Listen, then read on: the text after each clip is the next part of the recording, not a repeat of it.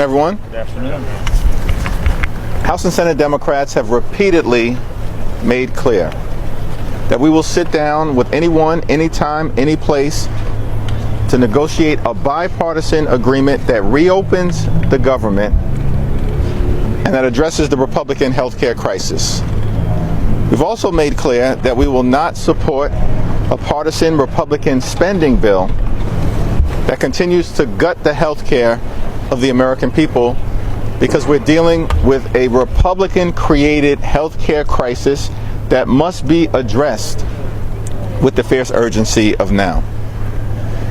It's time for House Republicans to get back in town, get to the negotiating table, and get real about reopening the government and addressing the quality of life and cost of living challenges that the American people face all across the country.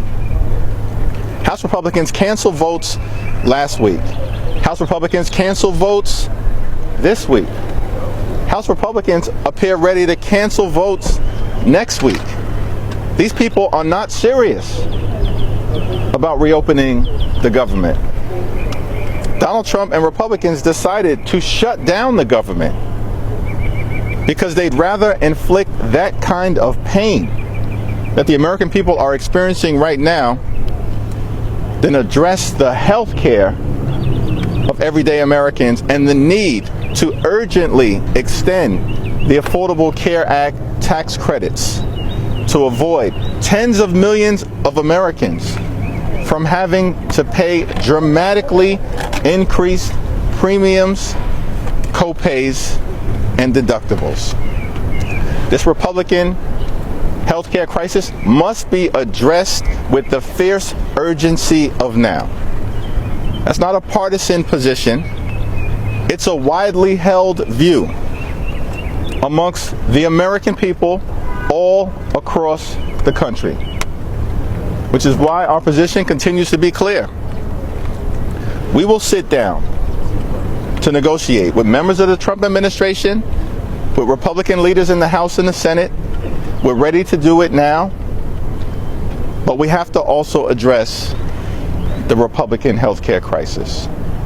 Questions? Leader Jeffries. Thank you. Good afternoon. Yesterday, Leader Schumer indicated that the longer this goes on, this is better for the Democrats. Do you believe, as Republicans suggest, that that's a calloused remark, that this is kind of a scorekeeping going on here? House and Senate Democrats have been completely aligned, and we've taken a principled position in defense of the health care of the American people. Leader Schumer and Senate Democrats have courageously taken vote after vote against the partisan Republican spending agreement and bill, because that bill continues the health care of the American people. This is an extraordinary health care crisis that even Marjorie Taylor Greene recognizes is a very real thing for everyday Americans all across the country. The largest cut to Medicaid in American history that Republicans have visited upon the American people. That's a real thing. The possibility of a $536 billion cut to Medicare that will take effect at the end of this year if Congress doesn't act because of the one big ugly bill. That's a real thing. The fact that unless we extend the Affordable Care Act tax credits, tens of millions of Americans are about to experience dramatically increased premiums, co-pays, and deductibles by thousands of dollars per year. That's a real thing. The fact that hospitals, nursing homes, and community-based health clinics are closing all across the country, including in rural America, that's a real thing. The Republican health care crisis is real. It's upon us. It's devastating the country. And House Democrats partnering with Senate Democrats are standing up on principle in defense of the American people. Was there a problem with that remark? Have you spoken? The president brought your name up earlier today during a cabinet meeting. Was that the first time that he has actually said your name out loud? And also, why is it important for you to have something resembling a working relationship with the president? I guess it appears to be the first time that he has actually mentioned my name, but we obviously, more importantly, had a meeting a week ago to sit down at the White House, at the Oval Office, to try to negotiate a bipartisan spending agreement to, at the time, avoid a shutdown and also to address the Republican health care crisis. Unfortunately, subsequent to that Oval Office meeting, the Republican behavior has been erratic at best. Subsequent to that White House meeting, all we saw from President Trump were deep fake videos, threats to cancel projects, promises made to engage in mass firings, Republicans in the House continuing to be on vacation all across the country, and Leader Thune engaging in the classic definition of legislative insanity, which is doing the same thing over and over and over again, bringing the same partisan Republican spending bill to the Senate floor over and over and over again and expecting a different result. Things are not going to change until Republicans actually decide to get serious about a bipartisan negotiation, because our position has been well articulated in defense of the American people: cancel the cuts, lower the costs, save health care. Leader Jeffries, have you spoken with Speaker Johnson about Congresswoman-elect Adelita Grijalva? Is he setting a precedent here that you could follow? Well, Representative-elect Adelita Grijalva should be sworn in now. It should have happened this week. It should have happened last week. It needs to happen next week. Leader Jeffries, you mentioned that you're willing to sit down with the Trump administration. You say that it's going to be up to President Trump to give Speaker Johnson and Leader Thune marching orders on how to resolve this issue. J.D. Vance is reportedly going to Indiana tomorrow to talk to Indiana Republicans about redrawing their maps. It appears that the president could be going to the Middle East in the aftermath of the peace agreement that was announced yesterday. Does that indicate to you that this shutdown will go on into the weekend, into next week? What are your thoughts about the administration's movements heading into the weekend as this shutdown goes on? Shut the government down because they'd rather inflict pain on the American people than address the healthcare crisis that they've created. And the behavior that we continue to see, including the vice president apparently traveling to Indiana to try to rig the congressional map as part of their effort to steal the midterm elections, again reinforces the lack of seriousness in terms of their behavior, particularly as it relates to reopening the government or making sure that our military troops who are in harm's way are actually paid. And it's very unfortunate that their behavior continues to signal that they are uninterested in the type of bipartisan negotiations necessary to bring the Trump Republican shutdown to a close. I hope that changes. I hope it changes today. I hope it changes tomorrow.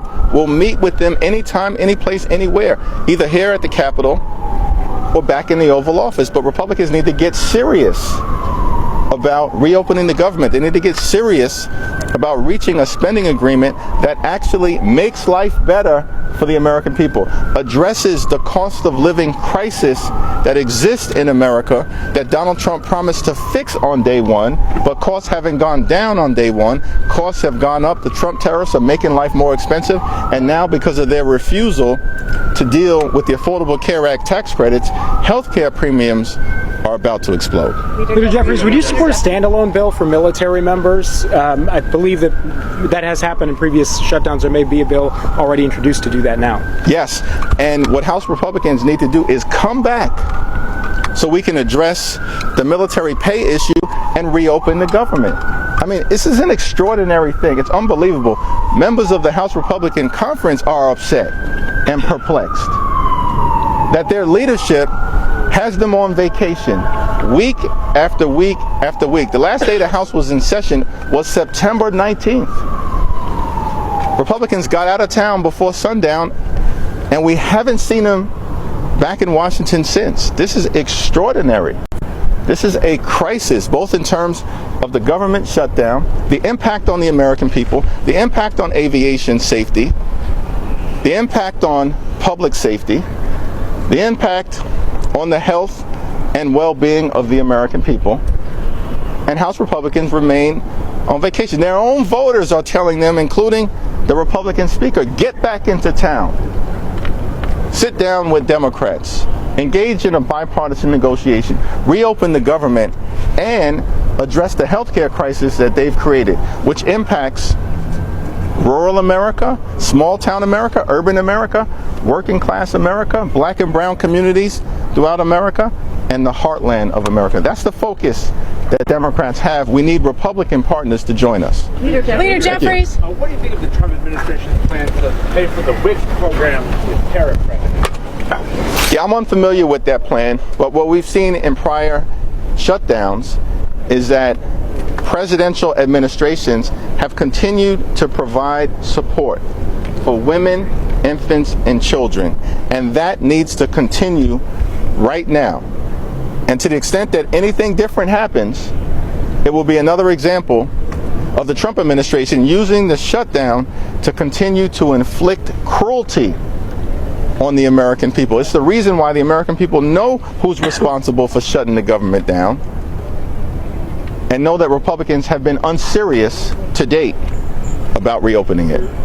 Leader Jeffries. Thank you, Mr. Leader. We saw Congressman Lawler approach you yesterday after your press conference. Who? We also saw Democratic Senators Gallego and Kelly go to the Speaker's office yesterday. You say this is a crisis. What is stopping you from just going to the Speaker's office, going to Leader Thune's office to have this conversation that you want to have?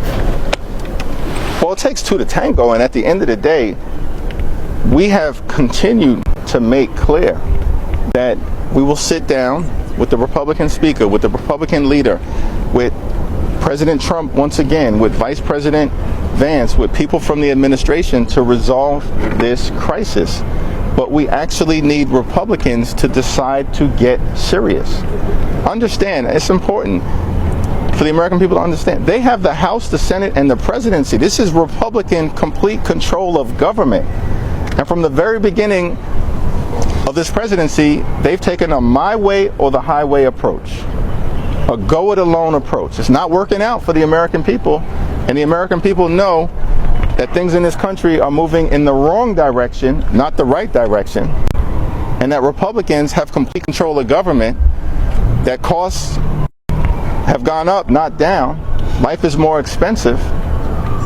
That the healthcare crisis will be devastating to their ability to actually be able to see a doctor when and where they need it for themselves, their children, and their families.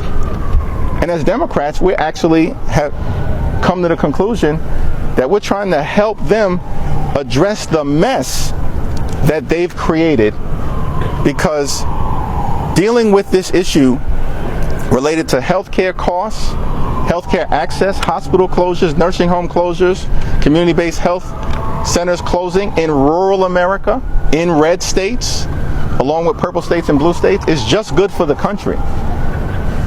And unfortunately, to date, what we've seen from Republicans is an unwillingness to actually sit down and find a common sense bipartisan path forward. Leader Jeffries. Have you or anyone in your caucus talked to Marjorie Taylor Greene this week about given her statements? And also separately, how shocked were you that you are able to use her to prove your point? I can't say that I've had a conversation with Marjorie Taylor Greene, but she is correct as it relates to the health care crisis that exists. And it's consistent with the point that we as Democrats have made from the very beginning, that Republicans have made a mess of the health care in this country. It's a broken system.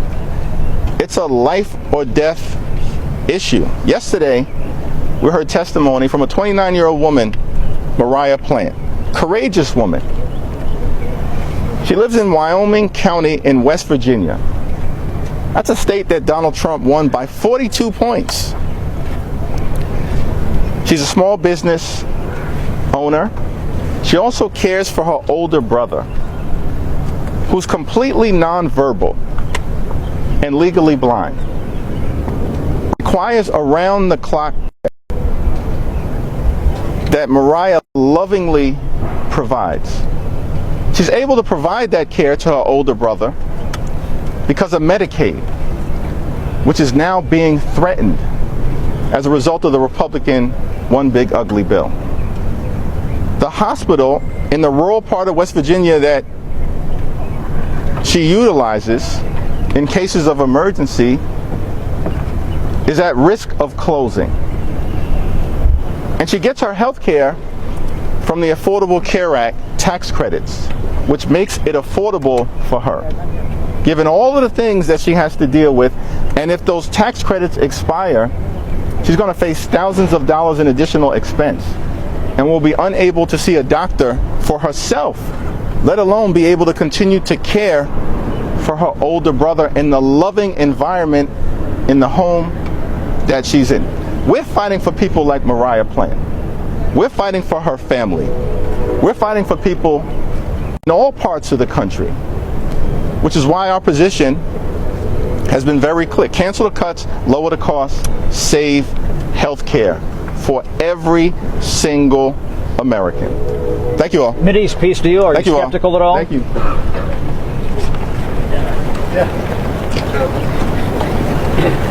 Yes, no, maybe so.